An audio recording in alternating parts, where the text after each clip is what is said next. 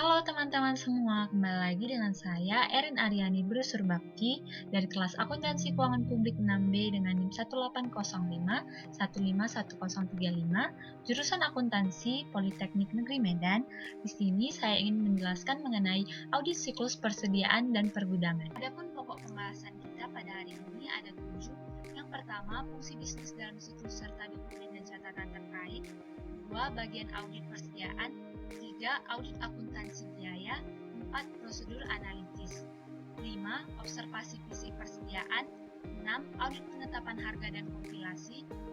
7. Integrasi pengujian.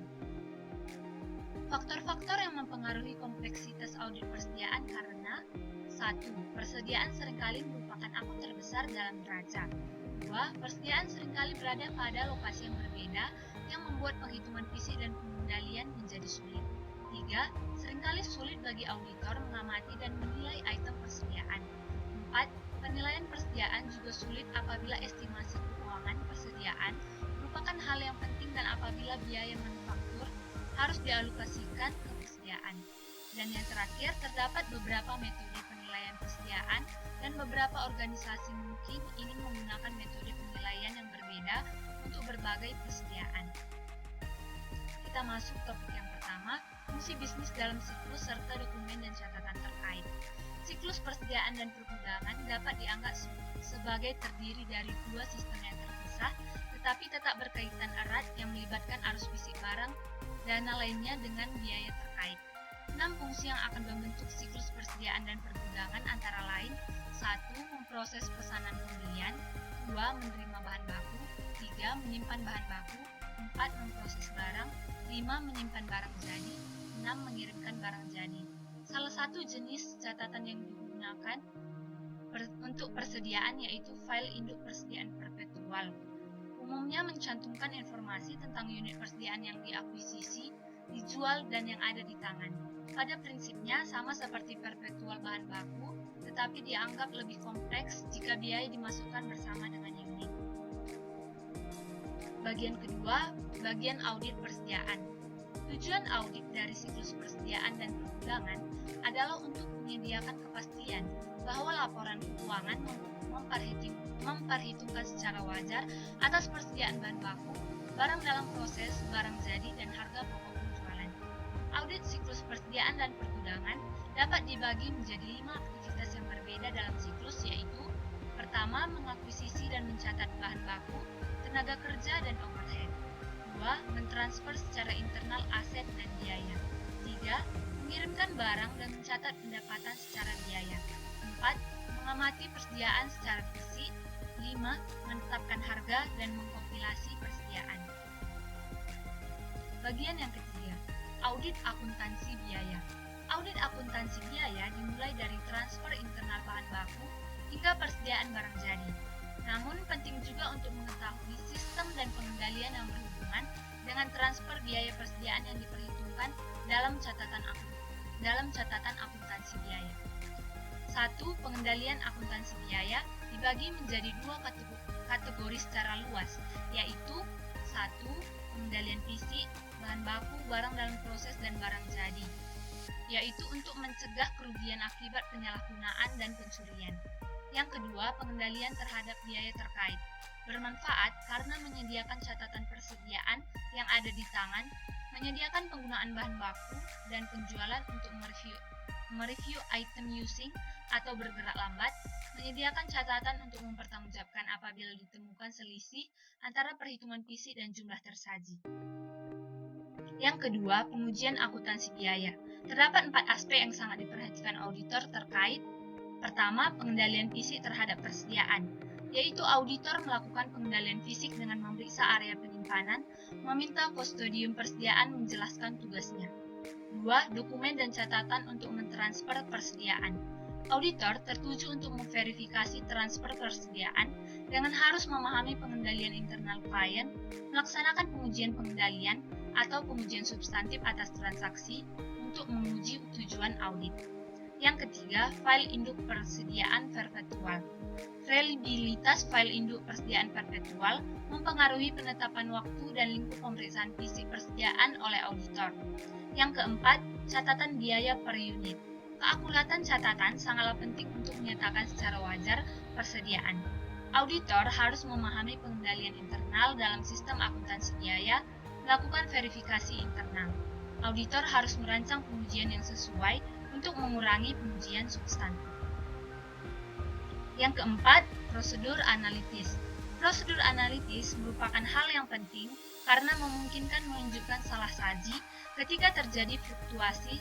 Selain itu, auditor seringkali menggunakan informasi non-keuangan untuk menilai kelayakan saldo. Topik yang kelima, observasi fisik persediaan. Memahami industri dan bisnis klien merupakan hal yang lebih penting bagi persediaan daripada besarnya bidang audit lainnya. Pertama, auditor harus menilai risiko bisnis klien dengan memahami kondisi sifat bisnis, pengaruh industri klien terhadap perusahaan. Kemudian, auditor harus memutuskan salah saji yang dapat ditoleransi dan risiko inheren. Atau auditor seringkali menilai perusahaan dengan risiko inheren tinggi untuk perusahaan yang memiliki persediaan signifikan tergantung pada situasinya. Namun, titik yang paling penting adalah terdapatnya pemisahan tugas. Terdapat beberapa hal yang perlu diperhatikan dalam observasi fisik, yaitu pertama, pengendalian terhadap penghitungan fisik. Auditor harus memahami pengendalian atas penghitungan fisik klien sebelum penghitungan persediaan dimulai.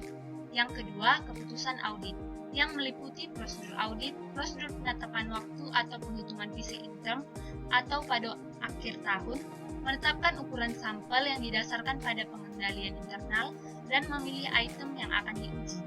Yang ketiga, pengujian observasi fisik. Bagian terpenting adalah menentukan apakah menghitung fisik telah dilakukan sesuai dengan instruksi klien, sehingga auditor harus hadir ketika penghitungan fisik dilakukan. Topik yang keenam, audit penetapan harga dan kompilasi. Pengujian harga persediaan mencakup semua pengujian atas harga per unit klien untuk menentukan semua sudah benar, sedangkan pengujian kompilasi persediaan mencakup menguji ikhtisar penghitungan persediaan klien, menghitung kembali harga dikalikan dengan kuantitas, memfooting ikhtisar persediaan, dan menelusuri total ke buku besar umum. Terdapat hal yang perlu diperhatikan antara lain: 1. Pengendalian penetapan harga kompilasi. 2. Prosedur penetapan harga kompilasi. 3. Penilaian persediaan. Terdapat 3 permasalahan yang dihadapi dalam penilaian persediaan, yaitu metode yang digunakan harus sesuai dengan PABU, penerapan metode harus konsisten dari tahun ke tahun, biaya persediaan versus nilai pasar harus dipertimbangkan.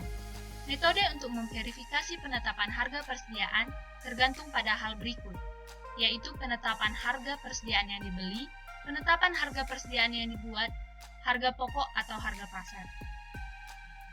Materi yang terakhir yaitu integrasi pengujian. Terdapat serangkaian pengujian yang terintegrasi atas siklus persediaan dan penggudangan. Yang pertama, pengujian siklus akuisisi dan pembayaran. Terkait auditor memperoleh bukti keakuratan bahan baku dan semua biaya manufaktur kecuali tenaga kerja, biaya akuisisi yang secara langsung mengalir ke harga pokok penjualan. 2. Pengujian siklus penggajian dan personalia, yaitu auditor memperoleh bukti terkait biaya tenaga kerja langsung dan tenaga kerja tidak langsung. 3. Pengujian siklus penjualan dan penagihan. Auditor harus melakukan pengujian audit terkait penyimpanan barang, jadi serta pengiriman dan pencatatan pada jurnal. Yang keempat, pengujian akuntansi biaya. Sebagai cara untuk memverifikasi pengendalian yang mempengaruhi persediaan, antara lain pengendalian fisik, transfer biaya persediaan hingga ke barang jadi, file induk persediaan perpetual, dan catatan biaya per unit. 5. Persediaan fisik, penetapan harga, dan kompilasi. Dalam menguji persediaan fisik, auditor dapat mengamati dan menguji perhitungan fisik pada waktu selain akhir tahun dan mengandalkan file perpetual untuk menyimpan catatan kuantitas yang memadai. Dalam menguji biaya per unit atau penetapan harga, auditor dapat menggunakan catatan biaya standar untuk melakukan perbandingan dengan biaya per unit. Jika biaya standar digunakan untuk menyajikan biaya historis, yaitu harus diuji reliabilitasnya.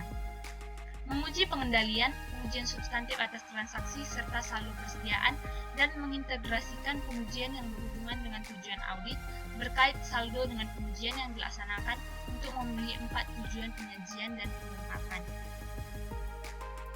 Sekian presentasi yang bisa saya sampaikan.